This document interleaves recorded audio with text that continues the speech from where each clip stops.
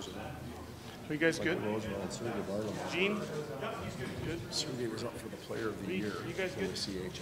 Remember Sergey? Yeah, yeah. And Michael Roosevelt was All right, great. top defenseman in the West. Welcome, everybody, and thanks for coming to today's announcement. My name is J.J. Bear. I'm the Director of Communications with the Edmonton Oilers Hockey Club. We've got some very exciting news here. It's been great times here in Edmonton over the last number of weeks with the announcement of Bob Nicholson, Peter Chiarelli. Obviously, the arena district is booming, as you see when you come downtown, and today's news as well. So the format for today is going to be similar to what we did a couple weeks ago. We're going to have some formal comments from both Peter Chiarelli and Todd Mclellan, followed by a question and answer from yourselves from the floor. So please put your hand up and indicate that you'd like to ask a question, and I'll put you guys into the queue for sure. I'll try not to forget anybody. Once we do the question and answer, we'll move the table. We'll do a quick photo op for all the cameras here with Todd and Peter, and we'll break into some scrums, followed by some rights holder one-on-ones. So at this time, I'm going to pass it over to the President of Hockey Operations and General Manager Peter Chiarelli. Thanks, JJ. I'd like to announce on behalf of the Edmonton Oilers today the signing of Todd Mclellan as our new head coach. Todd brings with him a wealth of experience, a level of energy and intellect that I haven't seen in a long time. He's been a coach for a number of years, most recently a couple of days ago where he won the gold medal with Team Canada over in Prague. I had a chance to meet with him over there and talk at length on a number of different levels, and very impressed with him, meeting him face to face. I had been very impressed with his teams over the years in the NHL with Detroit and with San Jose. We talked a couple weeks ago at my press conference about different ways of playing hard rather than just trying to switch out a whole team's roster. And both those teams in Detroit and San Jose, you look at them and how they play and the personnel, and they know how to play hard.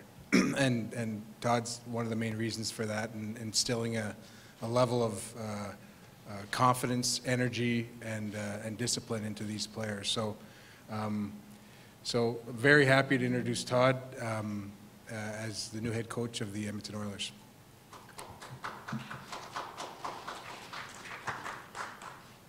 Guess it's my turn. Thanks, Peter. On behalf of myself and my family, my wife Debbie and my two boys, Tyson and Kale, I'd like to thank Daryl Cates and his family for allowing me and us the opportunity to become part of the Oilers family, to become part of the Oilers community here in Edmonton. And we're very, very excited about it. Bob Nicholson, Peter Chiarelli, Kevin Lowe, the remainder of the staff have all played an important part in my decision to join the hockey club.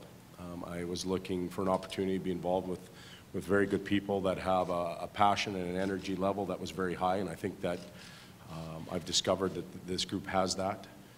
The desire to work towards success was very evident when I met with each of them, and that's something that I was looking forward to with a new hockey club. And you know, the players then came into play, and having spent time with Taylor Hall and Jordan Eberle over the past 2 weeks, two great young men that have a skill set and a hockey sense that any team would love to have. There's obviously many other assets in the organization and within the team that are very enticing and exciting to be around. And I look forward to meeting that group and working with that group moving forward. So thank you to everybody for allowing me the opportunity, and I look forward to it. Great, thanks very much, gentlemen. At this time, we're going to take questions from the floor. Again, if you can please just raise your hand, and once I acknowledge you, go ahead. Ryan? Right behind you, just hang on. Maybe just a question for both of you, Todd. There were a lot of teams out there that needed head coaches in this offseason, but it seems like the focus has been with Edmonton almost from the start. Can you maybe just discuss why it was an immediate good fit for you? And Peter, same question to you. A lot of coaches out there, Mike Babcock among them. Speculation was that you guys might be looking into that as well. Why was it Todd right from the start? I'll start, Todd. The reason why Todd was the top candidate in my mind was a couple of things that I had mentioned about in my opening comments. I really, watching his teams over the years, like he's taken team, at least just from a San Jose perspective, he's taken a team with a number of young players and have taken to a level that where, although it's short of a cup, that close to a cup on a number of occasions. And I've seen what he's done with those players. Talking about those types of skilled players that learn how to play hard, I think he's done a good job at doing that.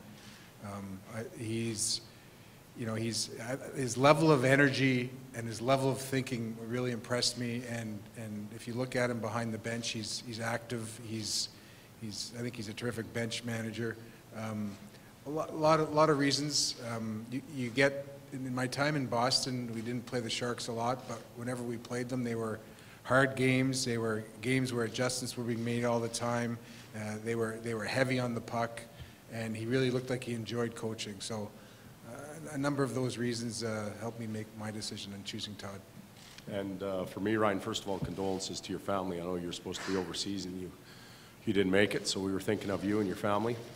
But for me, again, I think I addressed it somewhat. There are tremendous owners, there's tremendous organizations in the National Hockey League that are full of talent and people that want to win.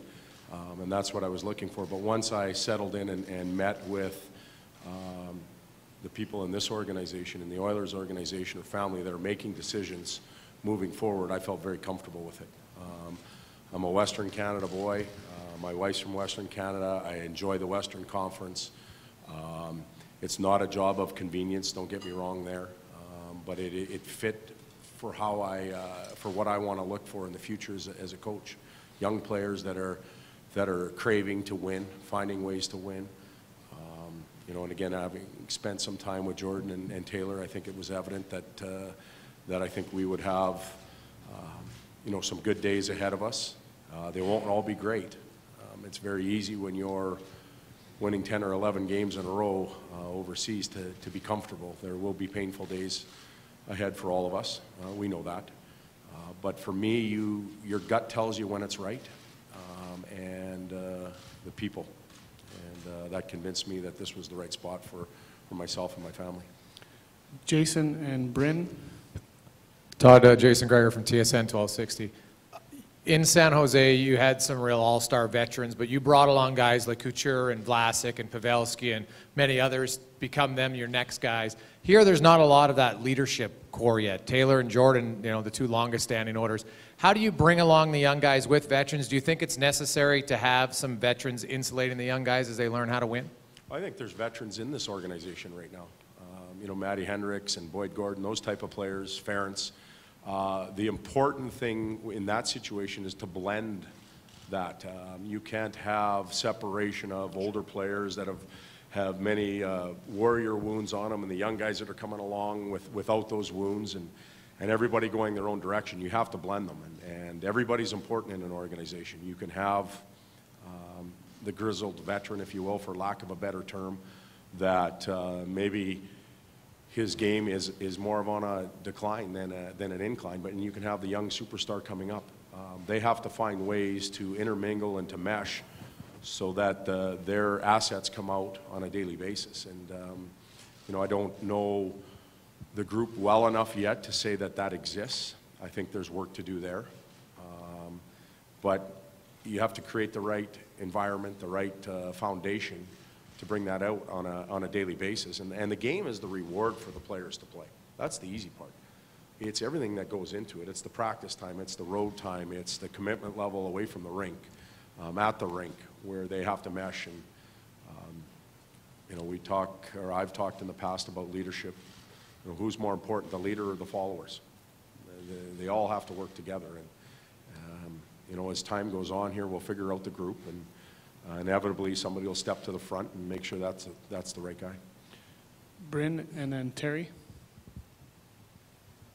Hi, Todd. Bryn Griffiths from K97. Taking a look at your numbers through your career in San Jose on the power play, sensational except for 1 year, but why were you so successful with your power play there, and how can you bring that skill set to a young group like this one? Well, as a coach, I believe that most of us are wired to show the players how. This is how we're doing things, and I don't think we take the time to get them to understand why. And for us, our power play did certain things. We taught them how, but we tried to get them to accept why we were doing it, what the results were for doing certain things. And we'll try and bring that here to Edmonton.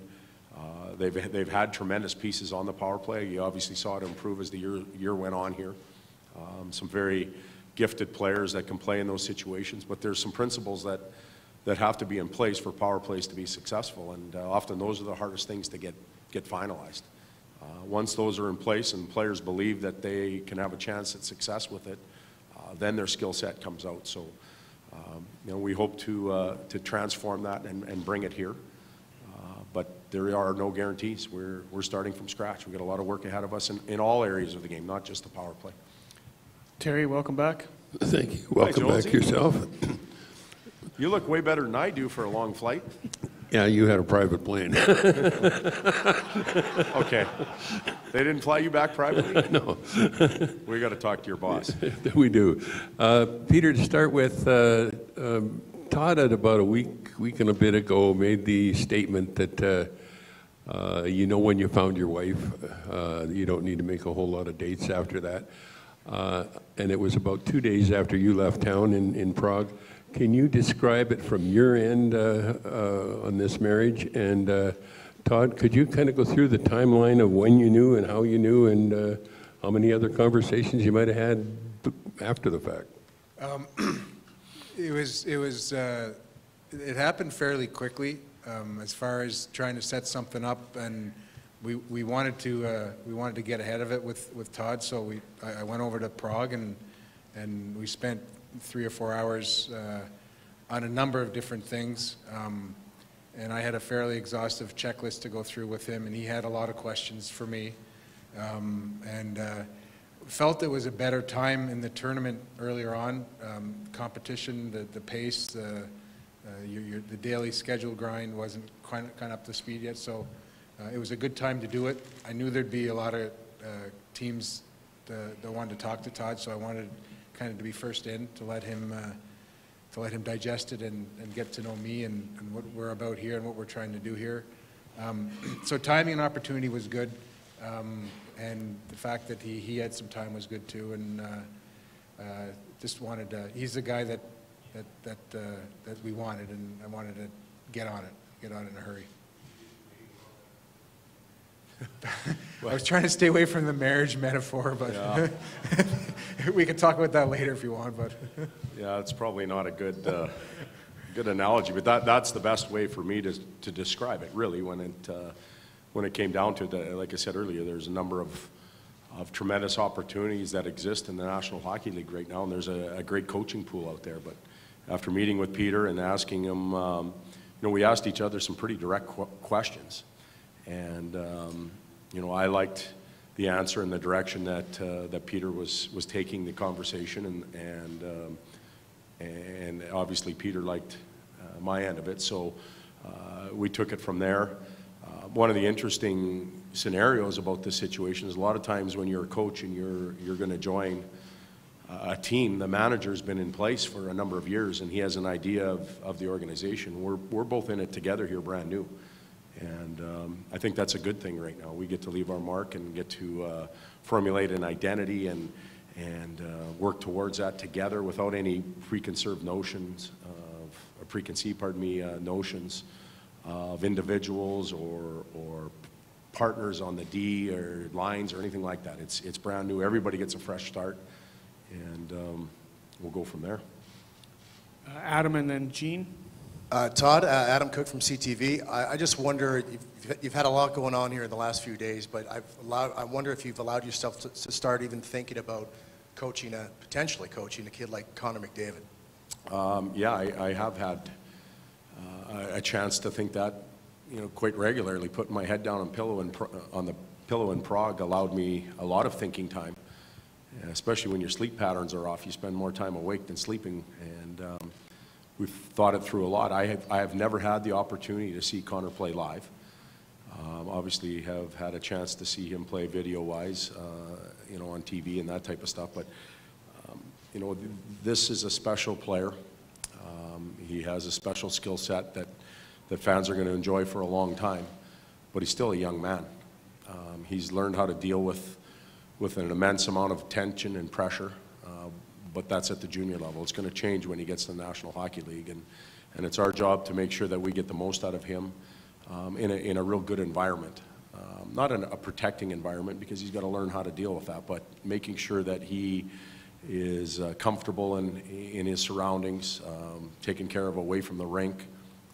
One of the things that I did when I was in Prague was spend some time with Sydney and ask him what it was like as a young 18-year-old coming up that way, and some of the hardships he may have had or didn't have, some of the things that he appreciated, teammates or the organization, that some of the things they did for him that allowed him to blossom. It's tough to be that player in this world, especially in the Canadian market. But you know, Connor will be fine. He'll get what he needs from the Oilers organization, the coaching staff and his teammates. And he is just one piece on the team. It's going to be about the whole, not individuals, and that's how we're going to approach it. Gene and Min. Gene Principe with Sportsnet. Peter and Todd. Todd, congratulations. Peter, when you first got in and started to look at the many things you wanted to accomplish, could you discuss just the importance of coaching stability for the Oilers? And Todd, especially with your longevity in San Jose, just what it takes to have that type of longevity sometimes with one franchise or one team? Well, by no means is there a perfect amount of time for a coach. I think from the consistent messaging viewpoint, that's important in delivering your message, and from a coaching perspective, he's the main messenger, and I think to have it over time with more or less the same group, I think you'll see that reaps tremendous rewards. Having said all that, I mean, there's a lot of stuff in between, not just having a stable coach for a certain number of years. Like, you have to work well together, you have to have a plan, and it has to be laid out and executed. And but Todd's one of the top coaches in the league, and we're fortunate to have him here. And something that goes unmentioned so far is that his work ethic, what I've seen, is tremendous, and we're going to see that. We're going to see that very soon. And from my perspective, Gene, a couple things. I think that you break the game down into relationships as a coach and tactics, and you have to be able to contribute in both areas so that the players have success. And as far as relationship building, you've got to create a trusting environment. An environment where the players know you can help them and are willing to help them, but also hold them accountable the right way. I do think that today's player and athlete overall, regardless of what sport it is changing. I have a 19-year-old that plays in the USHL, and just to see him interact with his teammates through technology, through you know, their support systems is dramatically different than what athletes were going through 10 years ago. So we have to understand that as a staff. We're not changing it. We have to accept it and work with it. So there's a challenge there. The tactical part of it is very important. You have to evolve. You have to change. You have to figure out where the game is going, or you're left behind. And you know, that's even as a fan, they want to see you change with the game as well. They want to be excited at a game. They want to you know, they appreciate hard work, but they want to see goals. They want to see nice plays. And tactically, we have to keep up with the times, or we'll fall behind. Min and Derek. Min Darrell with CBC. Todd, when you looked at the NHL landscape and just all the options that might have been out there for you, were there any red flags that came up when you looked at Edmonton with, you know, specifically just the kind of the coaching carousel that has happened here, and what was, you know, was anything assured to you as far as with the new regime that, you know, that's in the past and you kind of, well, I didn't have to, you know, the past is the past. No one's changing it. Neither of the gentlemen that are up here were involved in the past. I look at Peter's past, if you will, and Claude Julien's one of my best friends. We've been together for many, or many years ago we were together at a World Junior Championship. We've created a friendship and kept it.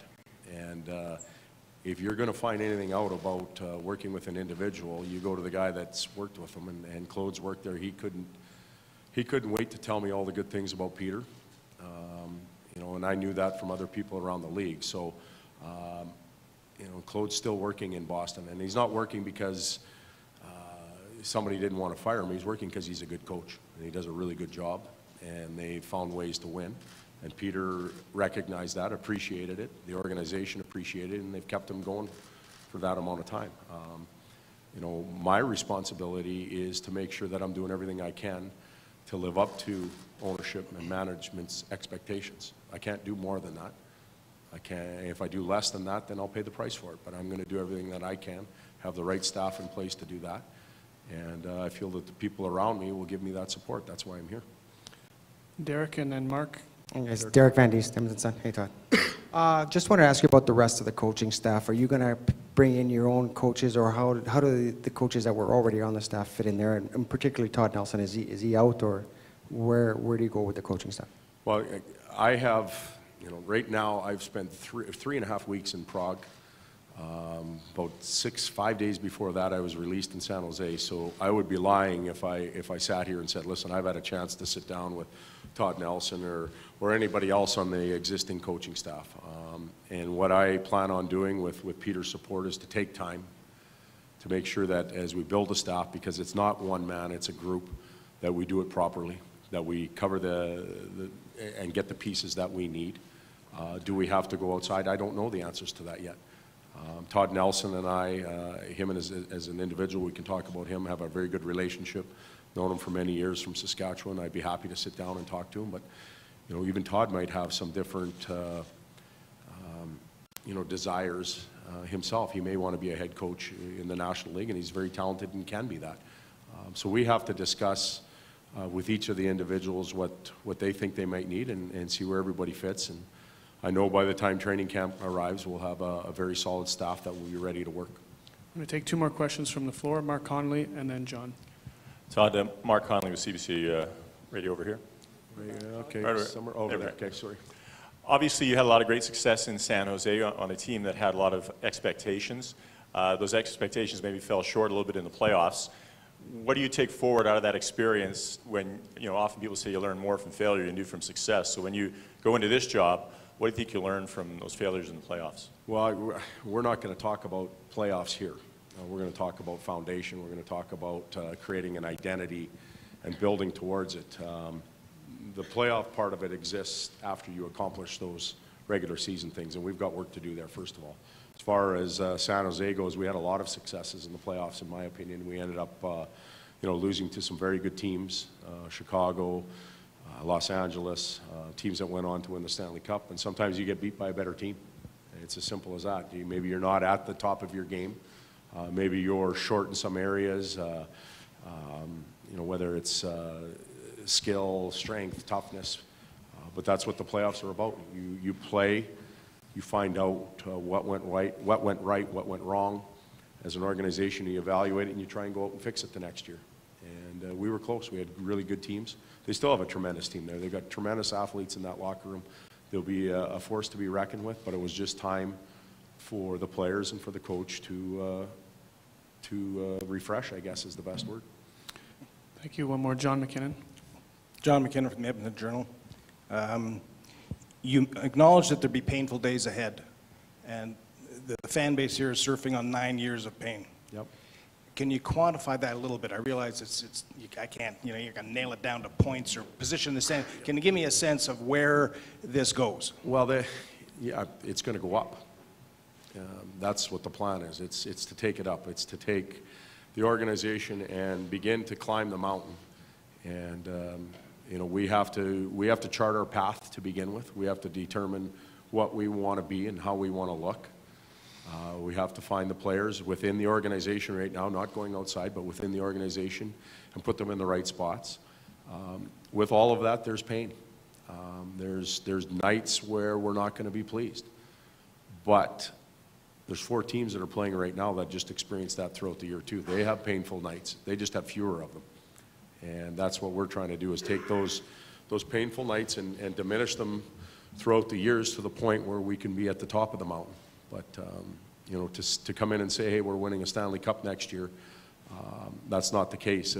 There's some auxiliary pieces, and what I mean by auxiliary is not on the ice surface that have been added. Bob's obviously been named, you know, to oversee everything.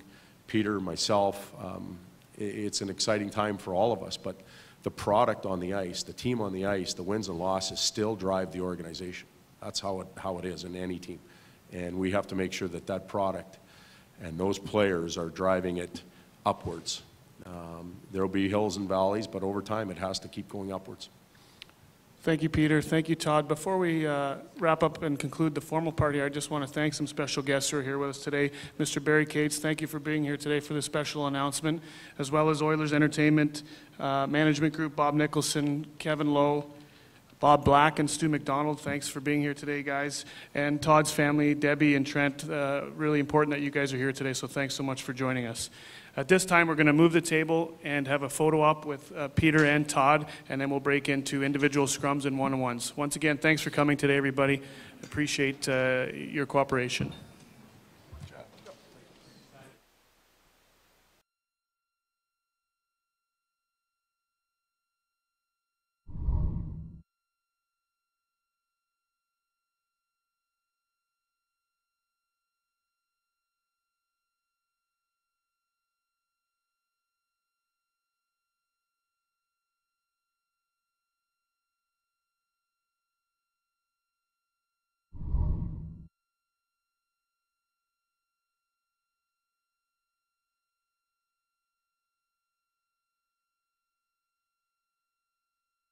Too much going on here to get back over. Yeah, I understand. So Todd, how much did this particular number one pick play in your decision?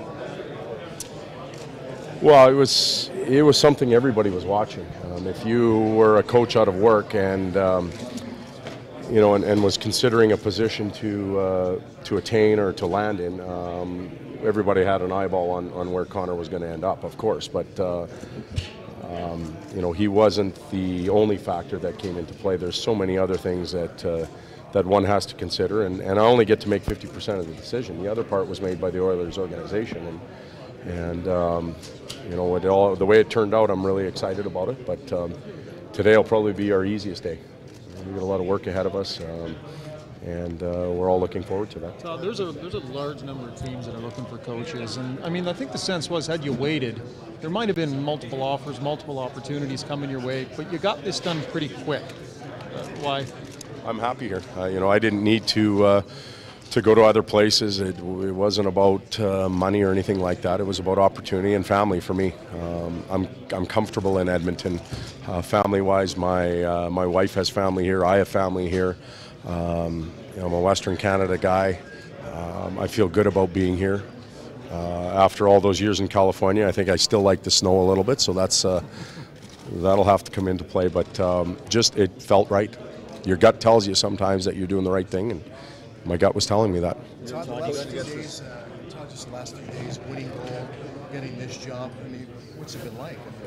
It's been a little overwhelming, to tell you the truth. The gold medal experience was phenomenal. To see a group of players buy in to what we were trying to do over there, to put their egos aside. We talked a lot about the whole being more important than the parts and getting better every day, and that theme has to take place here in Edmonton as well. And you know, if that group over there can do that, there's no reason why anybody else can't. It may take a little longer. We may not have all the right pieces, but what we do have, we have to make better here. You know, the experience of the World Championships was incredible. It's not something you want to make a habit of course, because that means you're not playing over here in the tournament. But I'm a little worn out, to tell you the truth. I'm looking forward to a couple of quiet days. Todd, I was just going to ask you, how much of a benefit do you think it is having been able to coach two of the main guys from this team and have them go through a winning process like they did over in Prague, and now you guys match up here now together? Well, I think it helped me. I got to understand them a little bit more and figure out their personalities, and I'm sure that's twofold. They'll be able to give you those answers as well, but it's a different game there. It's a tournament format. It's a short-term event. There's a lot of positive feedback, not a lot of grind time by coaching staff. So we were successful together there, and now moving forward, this is long-term. This is every day. This is not picking and choosing when you want to do it right. It's doing it right all the time. And, that goes, through the coach and all the players, not just Jordan and Taylor. But I enjoyed my time with them. Great young man. I do believe that they want to do things right and they want to find a way to win, and that's a positive thing for the organization. Todd, I remember last year, Dallas was talking about the fact that his kids were getting bullied at school. This is a huge hockey city where people take this stuff seriously. So what's your message to the fans? Well, this is a Canadian city. Passionate fans all over the place. The bullying part in school, if that's happening, that's sad because it's it's a community thing, and players are pretty honest. They want to go out and win, but I know what I'm getting into, and I'm excited about it. I welcome the challenge. I want to be here in Edmonton, and I grew up in Canada. I grew up when when the Oilers were having great days. I grew up and watched the Flames win a cup. I know how intense the media, the community can be, but it's a challenge that I'm willing to accept, and I'm excited about it. What were your feelings when you coached against the Oilers? What did you think about the Oilers team? Well, they scared you. They scared you because they could beat you 7-2 on any given night, and there's other nights where maybe you had your way, and that's the consistency that we'll try and fix here. I think there were games where if you could get off to a good start and push them out of the games and get to that, the mental aspect of them maybe not being in it for the whole night, you thought you had a chance to succeed, and that's something we'll have to change. There's going to be games where it's not going your way, but you're not out of it. You got to fight through it, and you got to keep going. And they haven't had a lot of success as far as wins and losses go. So you have to find other ways to build that mental strength. And again, that comes before the games are even played. That comes in practice. That comes in meetings. That comes in being good teammates. So we have some things to work on. It's the teams that were. Well, you have to. What we do in our game right now is we throw out catchwords like toughness and character and discipline, and they're used all the time, and hardness, and we don't define them anymore for the players. They don't know what it means, and so Jordan Eberle's ability to affect the game with toughness is a little bit different than Matt Hendricks. Yet he has to find a way to bring his toughness to the rink night in and night out. So size, I don't know how important it is. The commitment level to use your size is essential. How do you get that out of these players from so many coaches before you have tried and failed? They all recognize the same thing, and they haven't been able to get it out of them. No, well, that'll be, I'll throw my approach at them. I'll deal with them in certain ways. We'll try and help them. We'll try and expose them to techniques that may promote success in certain areas, corners, hard areas, that type of stuff. And again, the how part's one thing, the why part's the most important. And if they understand why they're doing things and why they have to sacrifice, what the rewards are, they'll often get it done. We'll do one more here, guys. Everyone talks about puck possessions, like the new term. Everybody wants to have the puck. How do you go about finding a team that can not only maintain the puck, but is good at going to get it when they don't have it? Well, for me, that is puck possession. You have to give up the puck. There's no way, shape, or form of playing hockey without giving up the puck and going to get it. Placing it in the right spot, arriving on time, winning the battle in that situation is puck possession, in my opinion. I think with the analytics and the trend that we're going through right now, there's mass confusion on what possession really is. And you can walk into the Oilers locker room, you can walk into San Jose's locker room and ask the players what the definition is, and you get 20 different answers. And they play the game. They're the athletes that are involved. So that's part of our job, is to clearly define what possession is, to define what toughness is, to define what hardness is, and then go from there. Okay, thank you guys. Good, Peter will be okay. up here shortly. I'm good. The perception was that everybody would be after Mike Babcock. Obviously, you had already gone down the road with Todd, and you were even interested.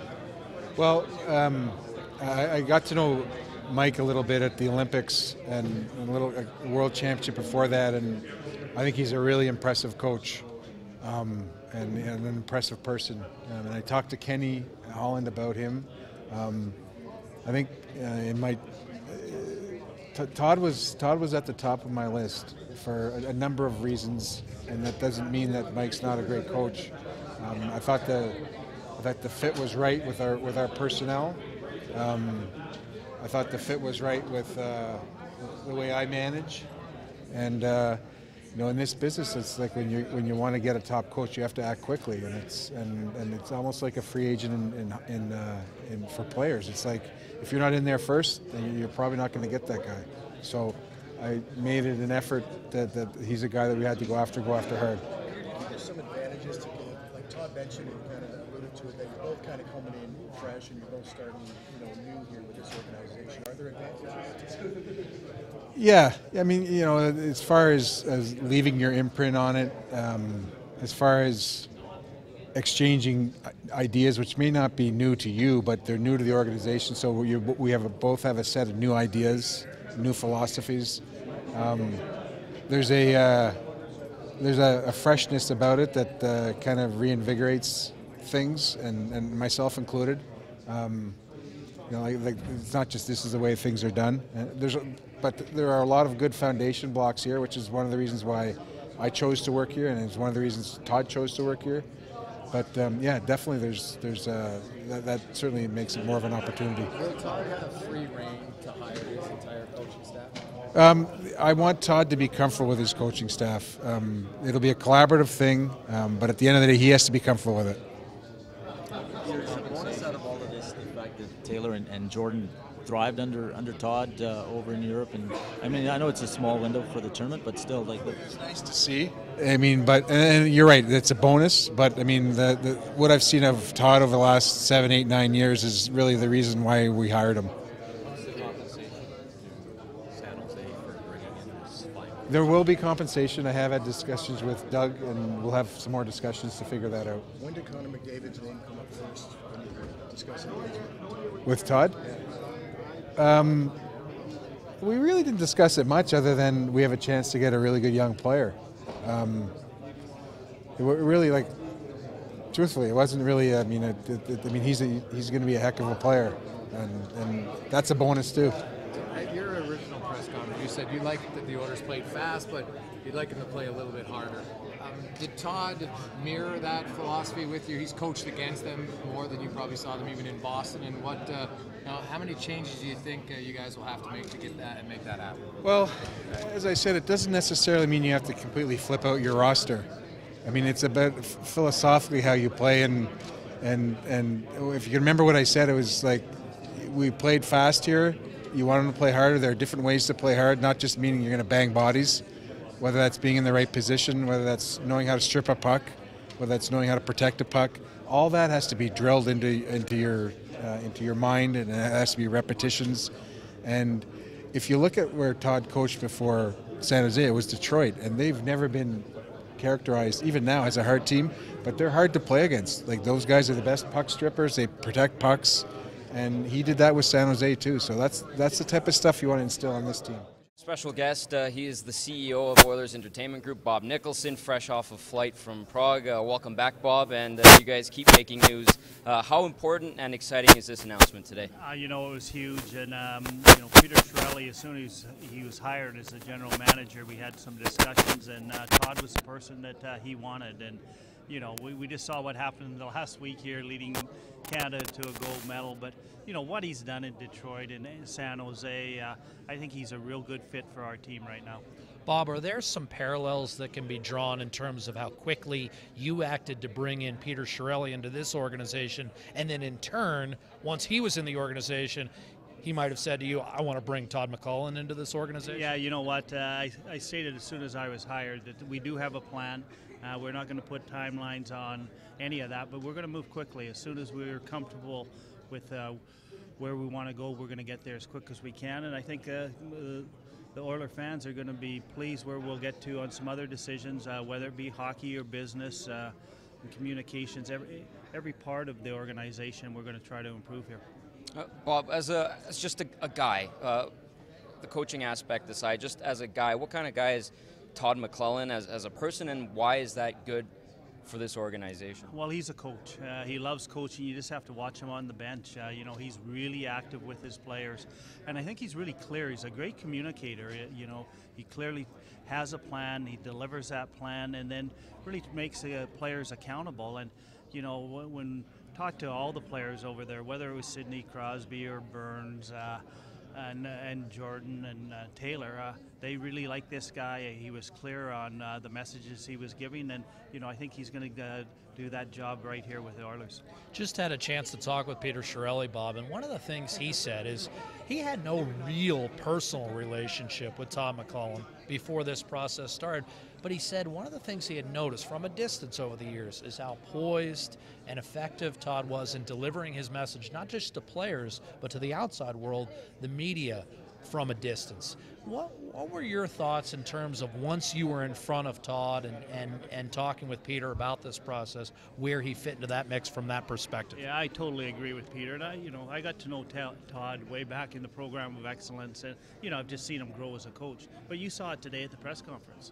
You know, he was relaxed, and he gave a very clear message to the media and to the fans, all the Oilers fans. And, you know, he'll continue to do that. And, you know, that's so important for us right now. We have a group of players that have to grow, and he's going to be a big part of making that happen. Did you talk to him at all when you guys were in Prague? I know he was busy coaching and you had double IHF duties, but did you have a chance to sit down with him as well and maybe chat a bit? Yeah, we did. We just got caught up. I talked to him a bit before he left, just how to handle the Canadian situation. So, you know, it was a great conversation over there, and he was really excited about coming on board. And, you know, it starts with Daryl Cates. He asked a lot of questions. One day over there, we got Daryl on the phone, and that was important to Todd and his family, you know, who the ownership was and how the group's going to work. Bob, one of the things that always struck me when you were in charge of Hockey Canada is you master the art of gathering the best available resources and then empowering those people to do their jobs moving forward. Is it similar to kind of what you're thinking about in terms of the hockey operations department now? You've brought Peter Chiarelli in. He in turn has brought Todd Mclellan in. Is it now about empowering them to do what they've done so well for a number of years? Yeah, you know what? I think it has to be very clear what the job description and what the roles are. And Peter thinks along those same lines. And then, you know, how everyone reports, and you got to have a team approach. And, you know, there's going to be overlap between hockey and business and all of those things, but you got to make sure you know who's leading each of those areas, and we're getting that done now. It's going to take us some time to make sure we get that clarity, but we'll be ready for the beginning of the hockey season. Bob, we appreciate you doing this.